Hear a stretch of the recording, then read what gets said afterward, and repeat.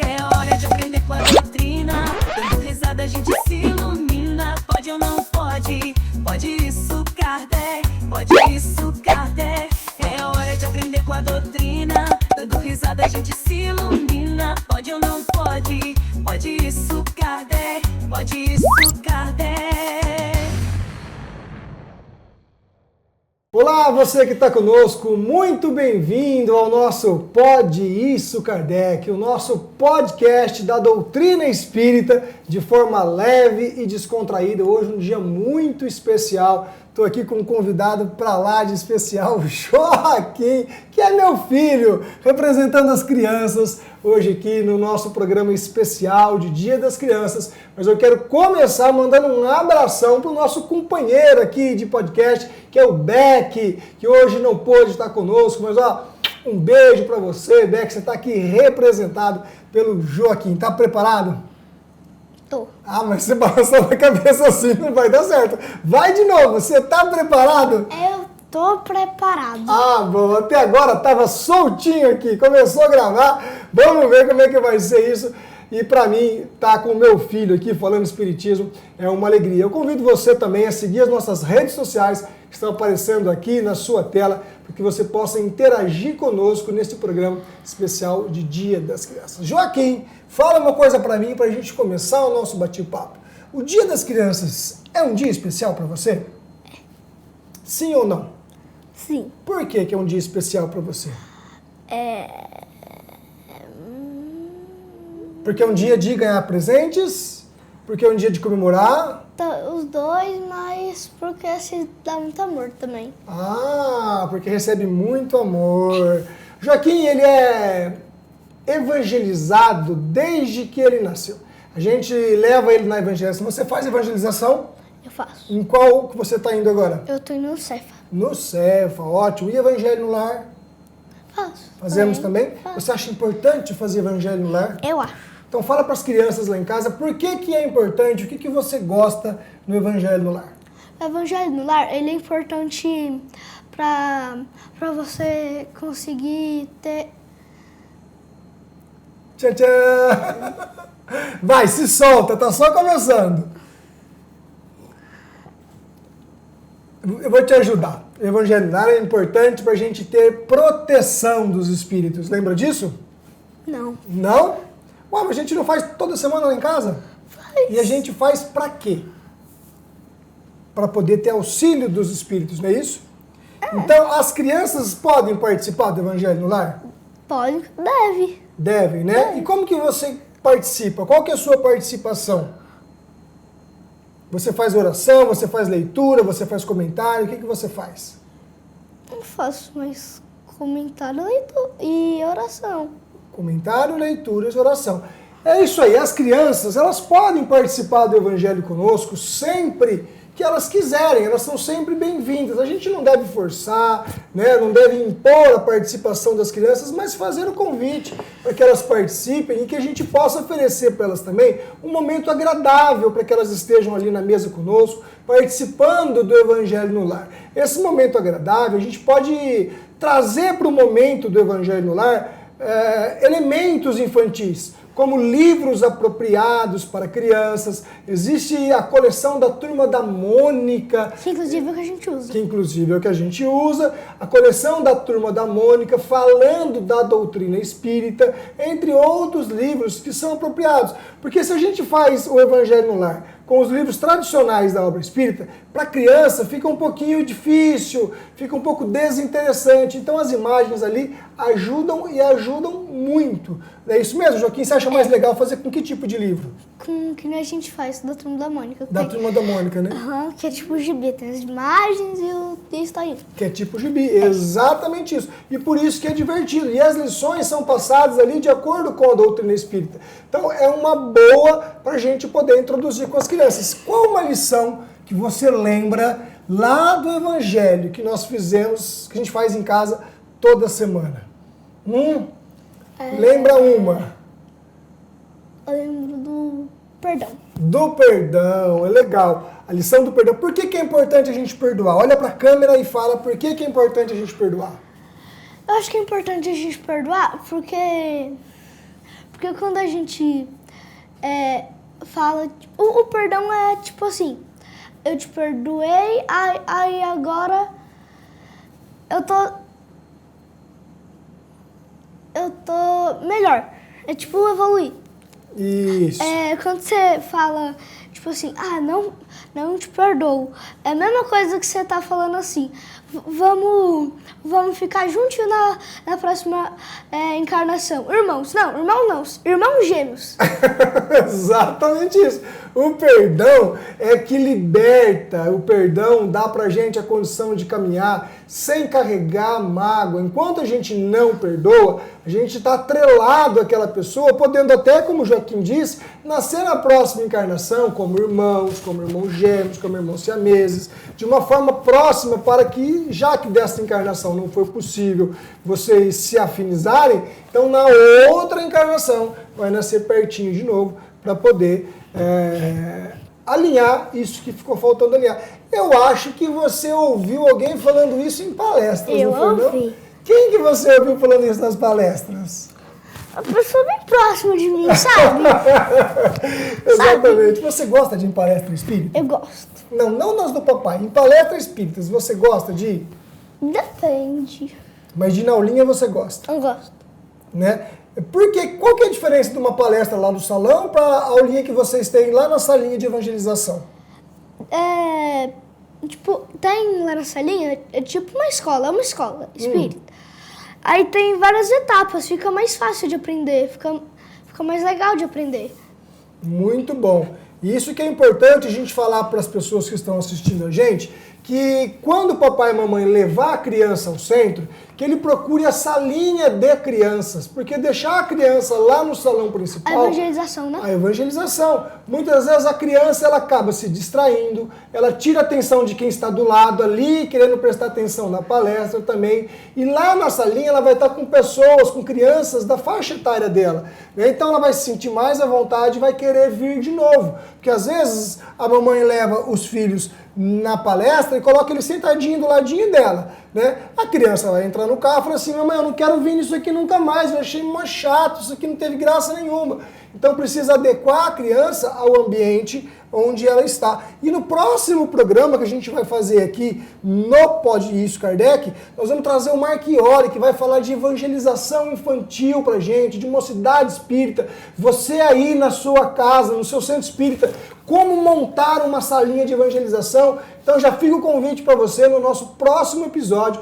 Você vai ver tudo sobre evangelização infantil e mocidade espírita. Combinado? Combinado. Você gosta do tio Marchiori? Eu gosto. Já foi teu professor também, né? Já. Isso é muito legal. Joaquim, ser espírita é importante para você? Que nem todas as religiões, mas cada uma pensa de um jeito. Isso, parabéns. Mas para você, para sua vida, te ajuda em alguma coisa, filho?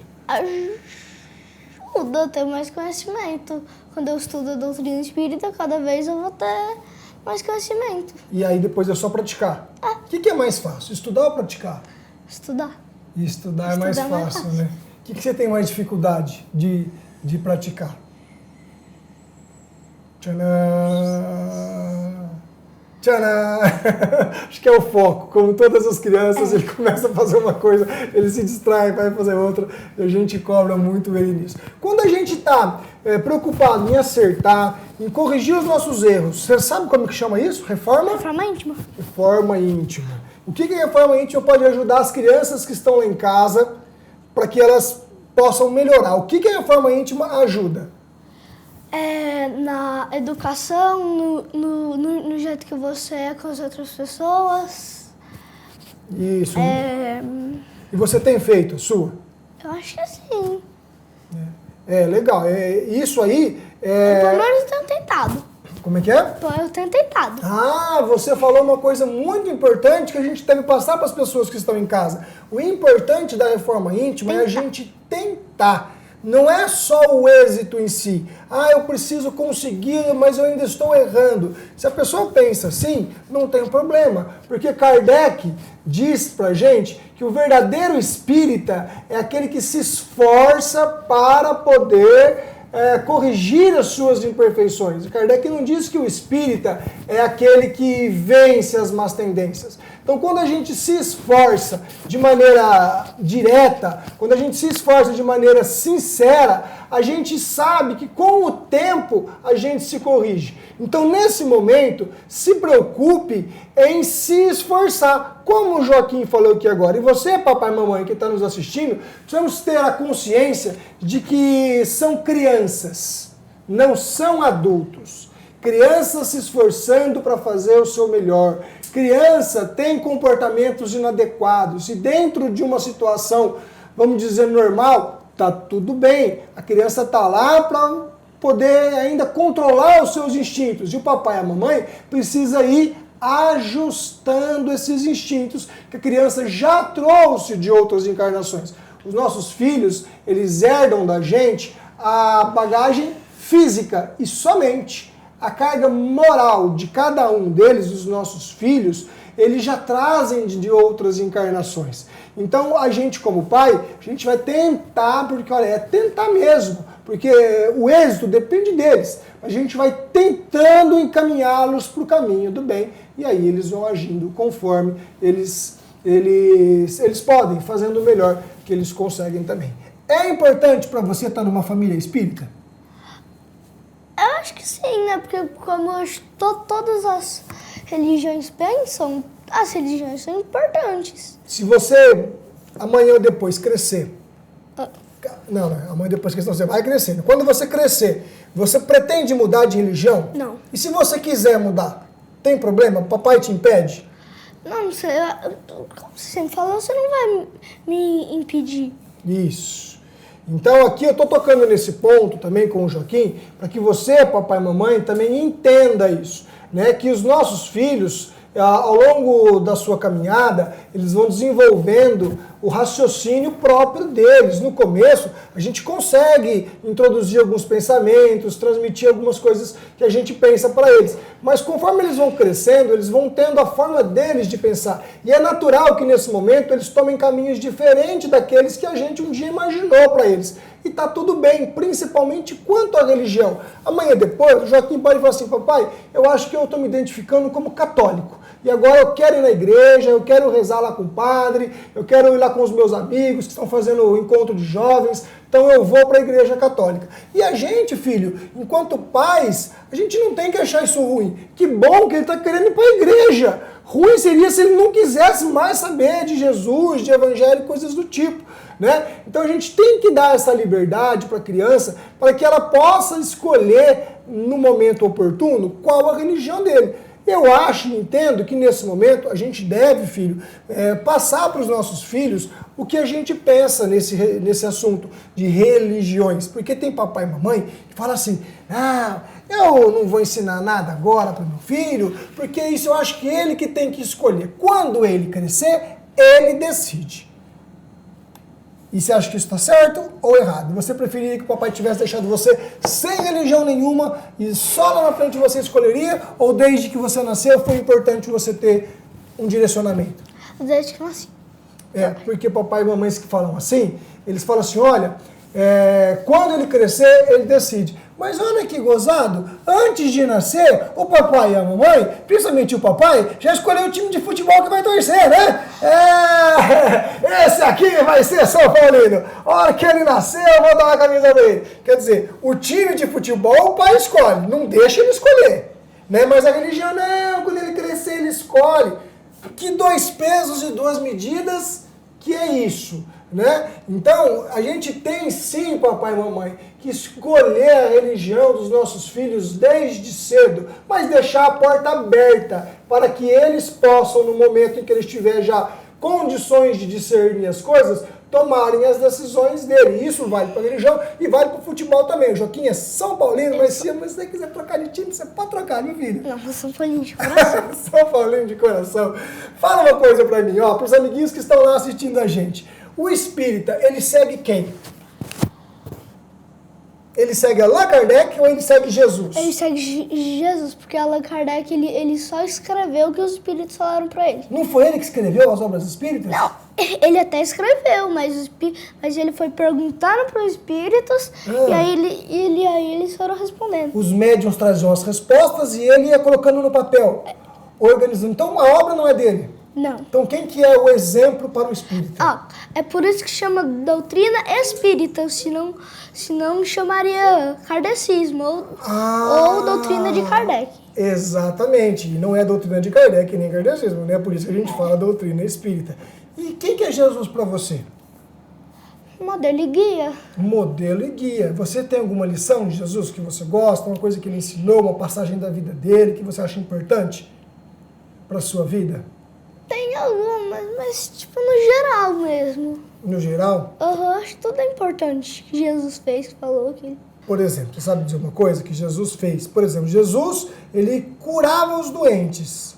Sim, curava. Curava os doentes. E ele dizia assim, ó, a sua fé te curou.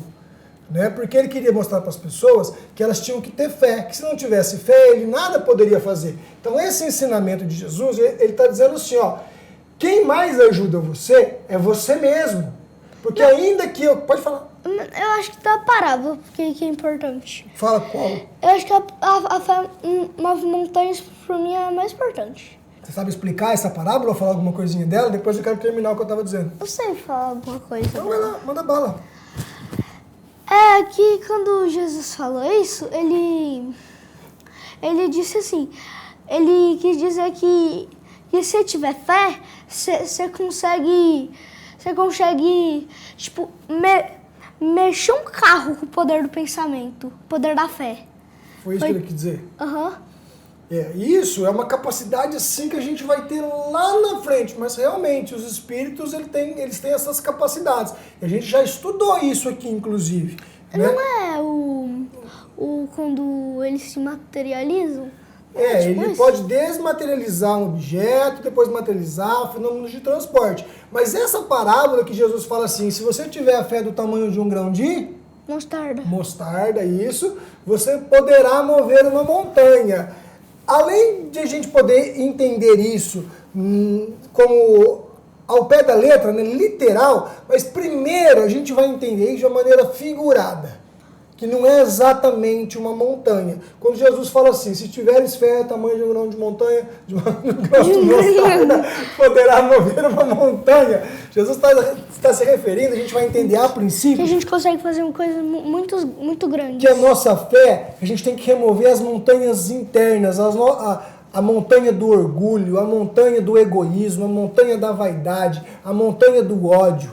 Essas são as principais montanhas que a gente tem que se preocupar em remover, em movê-las de dentro da gente. Porque essa capacidade de mover coisas físicas, isso a gente vai deixar para um outro momento, quando a gente estiver muito lá na frente. Agora é hora da gente mover as montanhas internas para que a gente possa melhorar. Você tem muita raiva de vez em quando ou não? Às vezes eu tenho muita raiva. O que te deixa com muita raiva, filho?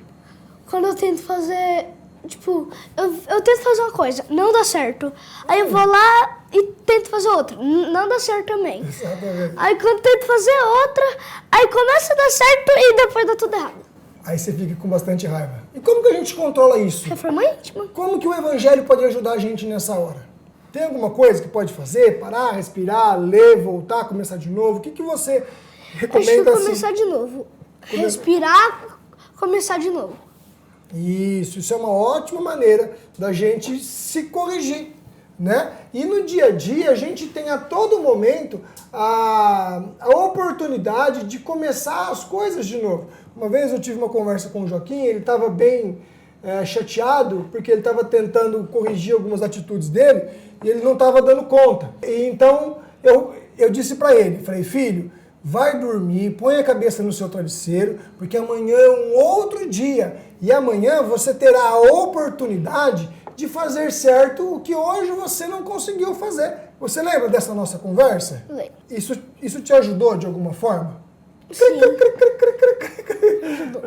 Que bom, eu estava falando uma coisa antes da gente entrar nesse papo e agora me fugiu totalmente, mas eu queria terminar aquele raciocínio e eu vou terminar ele daqui a pouco. Mas agora eu vou deixar o papo rolar, que daqui a pouco eu volto nisso, tá bom? Escola, filho.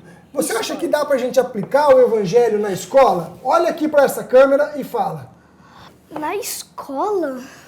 Olhando lá na câmera, hein? Eu te pedi para você olhar na câmera com os amigos. Dá para ter paciência? Dá.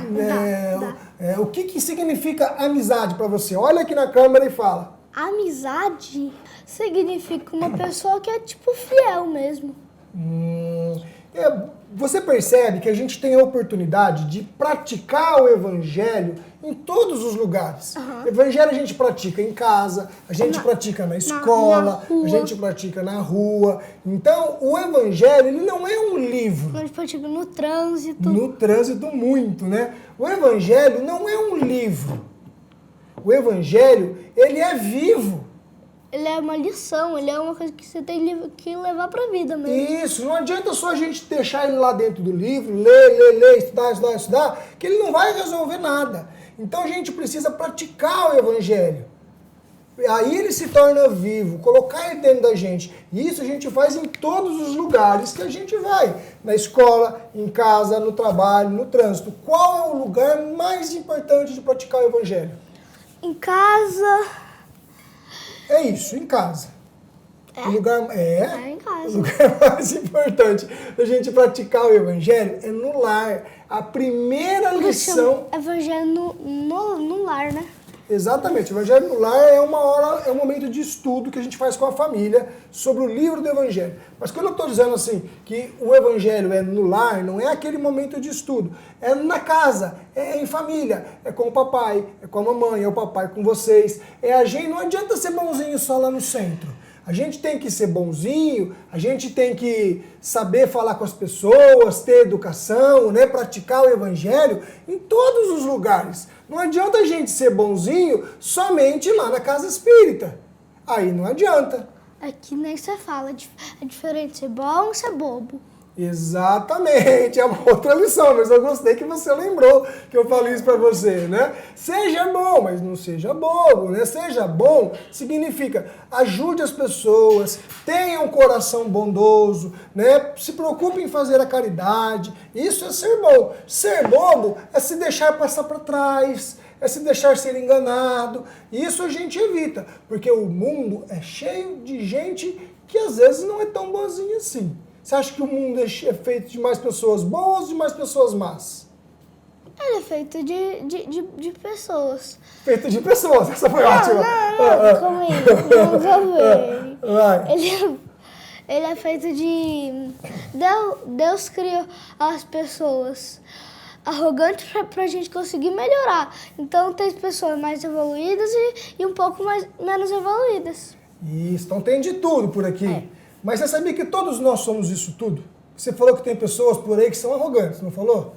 Nós também somos de vez em quando. A gente é tudo um pouquinho, a gente tem um pouquinho de bondade, a gente tem um pouquinho de coisa que tem que melhorar, a gente tem um pouquinho de vaidade. Ninguém é perfeito que está aqui na Terra. Todo mundo está melhorando. Claro que uns têm mais coisas para ajustar em certas áreas e outros têm coisas para ajustar em outras áreas. Lembra da asa do intelecto e da asa da moral? Sim. São duas asas. O que a gente tem que fazer com essas duas asas? Pra praticar, que nem um passarinho. Se ele praticar só com essa asa, ele vai ficar girando assim, do governado. Isso. Então ele tem que fazer o quê? Tem que praticar as duas. Vamos explicar para o pessoal que está em casa. É isso mesmo. Nós vamos colocar numa linguagem mais direta. Emmanuel fala pra gente que nós temos duas asas, a asa da moral e a asa do intelectual. Para que a gente possa alçar voo, assim como um passarinho, que foi o exemplo que o Joaquim deu aqui agora há pouco, as asas precisam estar equilibradas, porque só a asa da moral estiver equilibrada e a asa do intelectual não, esse passarinho não voa. Se a asa do intelecto estiver equilibrada e a asa da moral não, o passarinho também não voa. Mas quando as duas asas estão em equilíbrio, aí esse passarinho voa longe. E nós somos esse passarinho, né? A gente tem que se reeducar tanto no moral como no intelectual para poder alçar voo. E aqui na Terra, filho, nós temos assim pessoas que estão um pouquinho mais desenvolvidas no aspecto moral e menos desenvolvidas no aspecto intelectual. E o contrário também. Então, o ideal é o equilíbrio. O que é o aspecto moral? Você sabe dizer pra gente? O moral é... Não, o intelectual é o quê? Inteli? Inteligência. Inteligência. Inteligência, raciocínio, essa parte cognitiva. E a parte moral? O que é a parte moral? Eu esqueci qual que é as partes. Não tem problema, nós estamos aqui para isso mesmo. É quase que como se fosse ao vivo. O moral, e é bom que você dá essa deixa para gente explicar para quem está em casa. Moral são os nossos valores. É a educação, é o respeito, é a lealdade, a amizade, é ser sincero, é ser honesto, é ser justo. Isso são os nossos valores morais. Então tem gente que já é muito justa, que é muito correta. Só que intelectualmente ainda está precisando aprender um pouquinho. Intelectualmente, tipo, o plano espiritual e o moral, tipo, a parte da terra. Não, tudo é aqui, ó. A nossa capacidade de aprender uma coisa é a nossa capacidade intelectual. O cara é inteligente, entendeu? Ele é inteligente, só que ele é maldoso. Ele não perdoa, ele não faz caridade. Então a asa intelectual é desenvolvida, a asa moral nem tanto. Então aqui na Terra, filho, tem de tudo um pouco e a gente precisa não pensar no outro nesse momento, porque não importa o que o outro faz, o que importa é o que eu faço. Porque senão a gente vai ficar julgando o outro porque ele errou ali, porque ele errou aqui, a gente vai ficar preocupado com a teoria, porque a asa da moral dele tá baixa, a asa do intelecto tá alta, e isso pra gente não significa nada.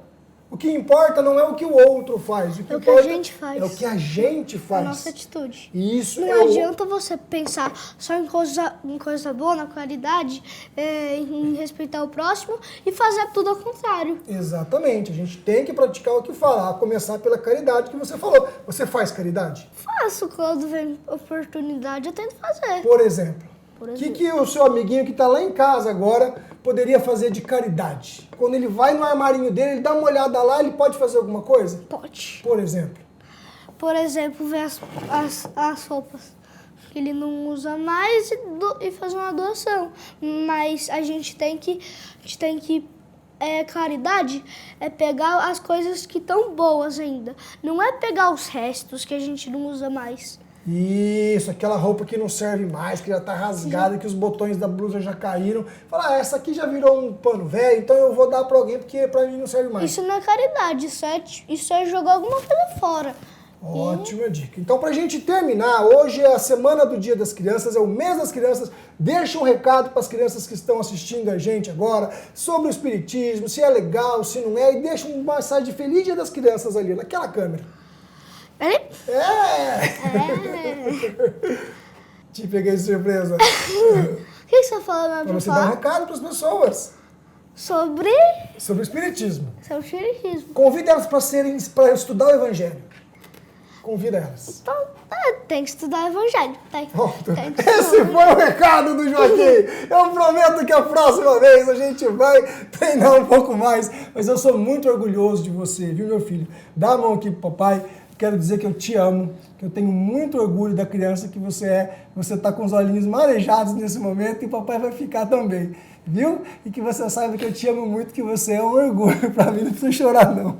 Tá bom, meu amor? E nesse clima de emoção a gente vai encerrando o nosso Pode Isso Kardec. Toma uma aguinha aqui, ó, respira para você voltar calma. Agradecendo você que esteve conosco, deixando aqui as nossas redes sociais para você deixar o seu comentário. A sua crítica também é bem-vinda e a gente se encontra semana que vem falando aqui de Mocidade Espírita com o Mark Iori, que vai ser um grande programa. Eu espero você. Dá um tchauzinho lá pra turma. Tchau. Tchau. Do risada a gente se ilumina. Pode ou não pode? Pode isso, Kardec. Pode isso, Kardec.